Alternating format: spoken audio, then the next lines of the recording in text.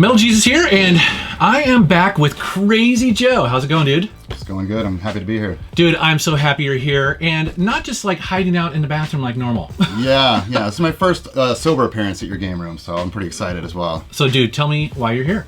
Well, today we're going to do a buying guide on the Pioneer LaserActive. This is going to be awesome. We're going to cover the hardware. Also, you brought a bunch of games. You are a big collector of it, right? Yes, I do. I do have quite a few games. There's not a whole lot released, but, I have a nice little chunk. That's right. This is going to be an awesome video, so let's take a look.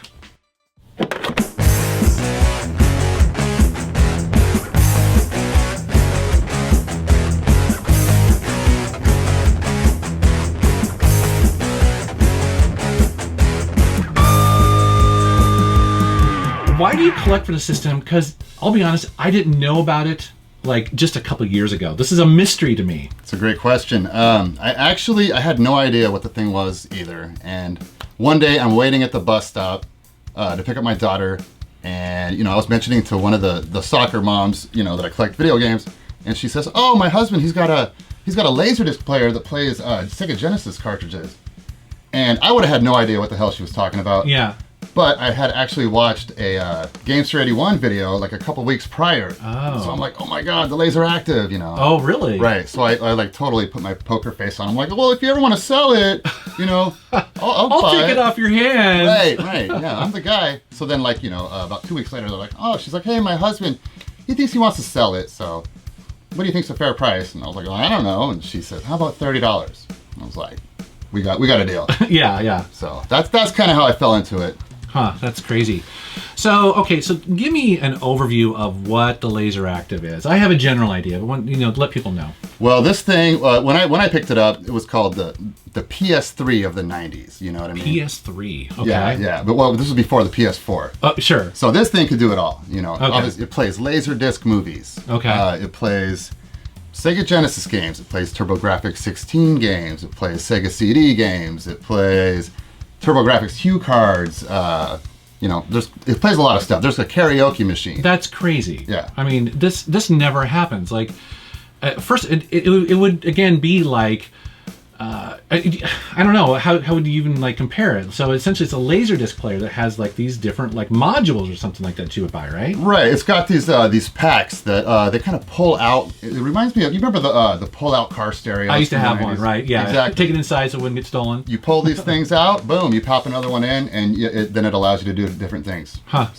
So now you compared it to the PS3, and the first thing I thought in my mind was the PS3 when it first came out was crazy expensive. Remember that? Yes, I do. It's like Sony's crazy. Like, what are they thinking charging this much? Is Absolutely. that what you meant? I meant that, and I also meant the fact that it does so much. Okay. Similar to the PS3, Yeah, that's cool. So I was doing some research for this, and John Hancock has one of these, and he described it as a console for rich people. And I thought that was pretty funny until I saw the price. Yes. No, he was absolutely correct. This thing was not cheap, man. So how much was it when it came out, do you know? It was just under $1,000. And that's 90s money, man. So. Yeah, so I did the math, because I saw that as well. That is like selling a console today for $1,600. Wow. Now, I don't know if that came with the packs or not, but that's still a lot of money. That was bare bones, man. Yeah. The packs were like $500, $600 each. Oh my God. Okay. My dad would slap me if I asked for that. Yeah, that's crazy. But again, it does so much. Back in the day, I did own a LaserDisc player, and it's like, okay, I remember paying, quite a bit for it. They were fancy, man. They were fancy. That's cool. All right, well, so walk me through the hardware. This is it. It's like this beast. It's by far the biggest console I own. Check this thing out. It's not light. It weighs a ton. Yeah, it's cool. So that's that. And, this is where the pack is inserted in. Okay. You really got to push this thing too, man. So it's got a button in there to eject it? Yeah. So check it out. Ugh. Well, it creaks even. Yeah. And then these things are heavy too, and this is one of the packs. So I assume that's essentially like a mini console, right? Yes, man. This is a Sega Genesis, Sega CD. Okay. And there's some kind of components in there that allow you to play a Mega LD. That's a huge LaserDisc-sized game.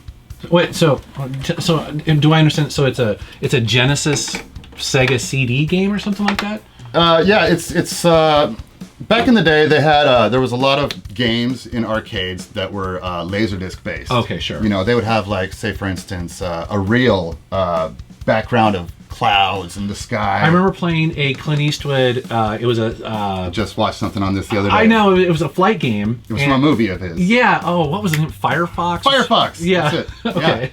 Yeah. So you know they would have like a realistic background, and then they would just slap on like 16-bit graphics. Yeah, right on 2D top graphics, of it. yeah. 2D. Yeah. Yeah. So yeah, that's what the Laserdisc games were all about. And of course the sound was great. You know? Yeah, sure. I bet. Yeah. That's crazy. Cool. All right. So so remind me again what packs are there? Okay, so obviously there's the We got what do we have two here? more We have here. the Sega Genesis pack. Okay. And so that plays like Mega Drive cartridges, but then also Sega CD games. Right. It plays Mega Drive. It plays Sega Genesis. It plays Sega CD. It plays the Mega LD. It plays. It does not play the Japanese Sega CD Mega LD. Okay. That's the one thing it doesn't So a play. little bit of region locking on that. Right. I was kind of confused on that. This thing Yeah. is very confusing. It's really hard to talk about too. Every time it makes my brain hurt. Well, again, how many consoles are out there? I don't know of any that were, multiple Exactly. manufacturers. For that It's crazy. time period, man, Yeah. no way. This is really rare. This is the TurboGrafx 16, but this is the US pack, which is really hard to find. You can go on, eBay and you can find Japanese ones all day, but finding the US one is super hard to find. And I noticed that it has the controller port, the proper one. So, Exactly. So you can use an actual TurboGrafx controller. Well, something to mention is, yes, this is the US version, but this is the Japanese. Oh, okay. So this is a, what do we call it? Oh, PC Engine. PC Engine, Yes. thank you. Yeah, Okay. that confused the heck out of me when I got it. I know. I'm like, I thought I had the US one, and I'm doing to plug it in. I actually I messaged John Hancock, and he's like, no, because he's the one who tested this thing out. Oh, okay. Yeah, when Corey got it, and he's Oh, like, nope, I had to use classics, a PC Engine controller. So I was like, crap, I got to order that now. You know? Yeah. Okay, and then what is this one right here? Haha, this is one of my faves. It has a lot of knobs on there. A lot of buttons. It's one of the cheapest and easiest, it's one of the easier ones to find. But this is the Karaoke Pack. Okay. So yeah, you can pop this thing in, and you can karaoke your heart out, man. It's got all the traditional karaoke functions on it. 2 microphones and. That was a thing in the 90s, wasn't it? Oh, it's big. Yeah. Yeah, really big overseas too. Yeah, of course. That's cool. And then, of course, I assume it plays Laserdisc movies just fine. Absolutely, it does play Laserdisc movies just fine. However, if you were going to get this thing just to play Laserdisc movies, I suggest you maybe find something else because it's kind of a lower end Laserdisc player. Oh, is it? Okay. Right. It doesn't have the automatic flip. It's a Laserdisc player, so I assume that you do need a controller, right? Yes, it does. It comes with a controller, Like a remote control or whatever. Right, and this is the guy. It's nothing to write home to mom about. Right. It's very bare bones. When I got it, I was like, "What? That's it?" But how hard is it to find? I mean, like every other remote, is it? You get lucky. It's tricky to find, and people know what they have. They're going to charge you for it. Oh, so, sure. It's good to get, good Yeah. to have if you want it to all match up, matchy stuff. Of course, you're right. If you're going to collect for it, sure. Exactly. But one thing to mention is that I found these other Pioneer LaserDisc remotes, and they work just fine with it. Okay. Yeah. And those are nice to have the jog wheel on them. Right, the jog wheel. For watching movies. That's what I wanted to have. I'm Absolutely. shocked that they didn't include that, Yeah. with as expensive That as was a it really nice feature of the Laserdisc, is to be able to quickly go forwards and backs. That that was the selling point of a movie. Like Absolutely, right? Huh. Try doing that with VHS. Yeah. So yeah, those things definitely work, which is nice to know. And then here we have the official LaserActive Sega Genesis controller. Okay. It's got it written right on there. This has got to be somewhat collectible or rare. Yeah, I would think. That's another one that people know what they have. They're going to charge you for that. Feels nice though. Right. Reggie actually found one at a show he was at when I was stuck at home, and I was like, oh god, why can't they have the TurboGrafx one? That's the one I need. Oh, okay. So and he found it for like $50, so I guess it is possible to find them for remotely inexpensive. Wow, cool. Okay. And of course you have a normal TurboGrafx, so you can use the original console's controller. Yeah, like I mentioned, you can use a normal TurboGrafx 16 controller. Here's a US one, but this one I had to buy this third-party PC Engine adapter. Thank you. Yes. Huh. That's cool. And then you don't have all the packs, correct? I don't have all the packs. You're right. They're so disappointing, Joe. I know, you right? had one job. Damn it. One job. Damn it. Next time, I'll have them. There was actually a pack that was never officially released for retail. It was called the PC-1, and it was a computer pack. Oh. Now, I'm not an expert on it, but it hooked up to the computer and did some computery type things. Computery type things. Exactly, yeah. Yeah, like the Matrix would just kind of, flow, and you'd your eyes would roll back in your head. Hey, it was never released. That's a possibility. But no, the research I've done is I found out that it was sold to developers. Okay. Through some magazine. This came out in 1993, right? 93. Okay, yes. so it would. My guess would be, I could be wrong, but it could either be MS-DOS, or if it was Japan only, maybe it was one of their like Japan only computers that they had. That's a very good guess. Yeah, that sounds very likely. Absolutely. Cool.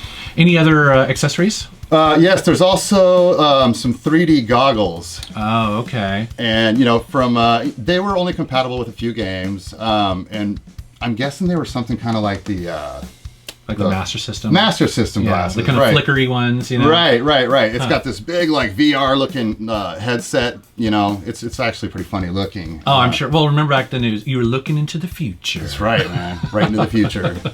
Yeah. That's cool. All right. So accessories, we did it. So now we need to talk about what we came here for. That's the games, right? Good stuff. The All games. right. Let's take a look. Okay, so I'm all about the games, and I don't know anything about this system, so I'm excited. This is gonna be cool. Man, they're definitely unique. I mean, you never get a chance to pull out a huge disc and pop it in like that. I know. All right, so what do you got? Okay, well, here the first one we're talking about is probably one of my favorite of the bunch. It's Triad Stone. It's a cool cover. Yeah, man. Huh. This is a fun game. It's a lot like Dragon's Lair. Oh, is it? Yeah, it's like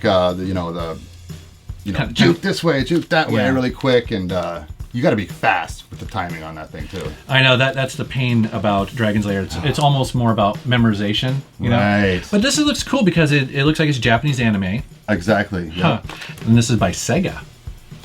Yes, by Sega. That's cool. Absolutely. All right. This is Angel Mate.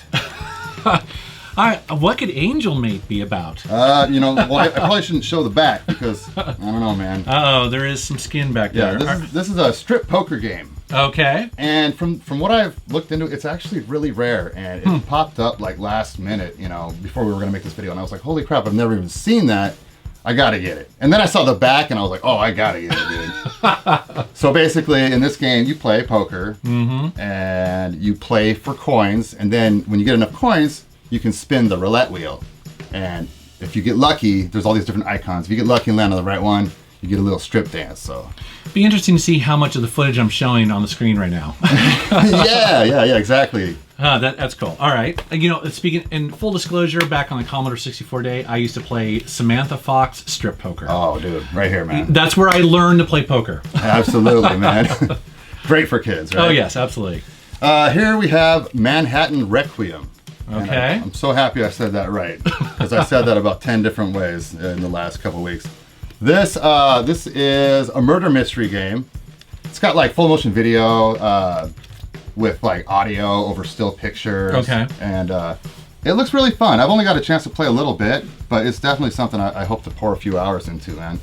Full motion video was just kind of hitting its peak right there. And so I bet a lot of these are cheesy but fun. Right. And this was released on multiple platforms. I'm not exactly sure all of them. I think like the 3DO and something like that. Yeah. I could be wrong. Let me know in the comments. Huh. And here we have Rocket Coaster. Rocket Coaster. Rocket Coaster. This is like, I would say it's the poor man's F-Zero, but we're talking the LaserActive here. Yeah, so poor does not. Yeah, you really. Can't use that word with this. So it's a cheap version of F-Zero, and I mean the controllers are so sloppy. Like you fly off. I'm talking about like it's bad, but I love this game. It's one of the best ones on there, man. Look at that cover. I mean, that just screams early 90s, isn't it? I knew you'd love this. Oh, yeah. Well, it's got dragons and spacecraft and a castle in the back of this. Wow. Yeah, there's like 3 courses you can choose from. Oh, it actually shows on the back fantasy, adventure, and future. Yeah, but like I said, man, the controllers are really sloppy. But after playing it for a while, you start to get the hang of it. Just go easy on the gas. And yeah. Cool. Pretty good. This one's pretty fun. I had to open this one up. This is High Roller Battle, and this is a shooter on rails where you fly a helicopter around. Yeah. That sounds fun. It's pretty cool, you know. It screams 90s, and I was gonna say that looks pretty low rent right there. Absolutely, yeah. I mean, the explosions are really cool looking in this game, and you can see that they really use some of that laser disc technology with the background and stuff. So it's pretty cool, man. Okay, awesome. Right. What is that? I pronounce it like Vajra. Vajra. That sounds sexy. I mean, some people have said Vajra, but we're not going to say that. No, that's probably not right. This is a pretty cool game. This is like you drive around a huge mech. You're like in a big robotic mech, and you're flying over cities. What? Okay, so first of all, does that tell you anything about that at all? It looks like a hookah or something, man. Yeah, so you're this huge mech flying around. This thing's got a really cool soundtrack. It looks cool. It's rocking, man. Yeah, you fly over cities, and you're this big mech, like I've said 4 or 5 times already. But yeah, it's pretty cool, man. Huh? Okay. Now, at Green Label, what does that mean? LD-ROM 2. Okay. That's for the TurboGrafx pack. Why didn't they just put TurboGrafx there? Why did they have to make it so confusing? Dude, don't ask me, man. Like, it's confusing as hell. Okay. This game, this is actually not for either pack. You can have any Laserdisc player and play this game. It's called Mania. Super cheap. If you got a Laserdisc player, go ahead and pick this up, man. You can play this right out of the gate. It's like a choose your own adventure book in a way. I mean, that's a good point to make, is that, you know, it is a fully functioning Laserdisc, and so you can play all those Laserdisc games, which people kind of forget about. A lot of them are like the choose your own adventure, kind of very simple. And they're so weird and cheesy. Yeah. Oh, God. Okay, well, cool. Yeah. So those are the ones you actually recommend, but you also had a couple here at the end. We won't go through all of them, but what is that? Oh my God, man! Quiz a Connoissaurus, man. I got this from Corey from Classics. Okay. And it looks horrible. I'm not even sure what that's supposed to be. Well, the immortal John Hancock actually found this thing and gave it to Corey, and then I got it. Okay. And I was all excited. So it's a hand-me-down. Yeah, exactly. But no, like, man. Joe will take it. Right. This thing's got some of the cheesiest animation in the world. It's like a quiz game, and basically your host is a dinosaur. And man, you thought Barney was annoying? Dude, get a load of this guy, man. It's bad. That is so funny. It's bad. So I did the math. Because it wasn't hard, but it looks like there's about 35 games total released for the system, something like that. Somewhere in there. And you know, some of the games, dude, like, it's like, is this even a game? You know what I mean? And also, too, there's multiple versions, so they'll be the same title, but they'll say U.S. and they'll say Japan. So, so I think technically there's been like maybe double that as far as releases go. Right. But as far as games and stuff like that, so I got one. And of course, here you have an example. I think it's just important for people to remember that hey, you can play Sega CD games. Yes, yes. So I mean, although the LaserActive library is really small, man, this makes it way bigger. You know. Yeah. I mean, think about all those classics you already have. That's cool. All right, Joe. Well, this has been pretty cool. I love seeing new systems that I just don't know anything about. I'm glad to show it off, man. I know, this is killer, dude. So where can people find you on the internet? Because you have a YouTube channel. I do have a YouTube channel, man. I'm Crazy Joe. That's basically what it is. But man, I'm really good friends with Reggie, and I've been doing a lot of stuff with him. So a couple of you guys might have seen me out there on his channel. So yeah, absolutely. Yeah, look for me on Reggie's channel for now. You're not going to promote your own channel? Nah, man, not really. Very cool, dude. All right, well, thanks very much for coming on, man. I appreciate it. Dude, anytime, man. All right, guys. Thanks very much for watching this. Thanks for subscribing, and take care. If you're saying to yourself, hey, that Joe guy, he looks really familiar, that's because he has been in a couple of my videos before, but most famously, he was the weird dude in Reggie's Cribs Game Room Tour video. We had so much fun that day. We basically shot for like 6 hours, and we put Joe through pretty much every weird scenario that we could think of. I don't know if I should spoil it or not. If you haven't seen that video, you should definitely check it out. I'll link to it in the corner there. Oh my God, such a funny guy. All right, thanks for watching.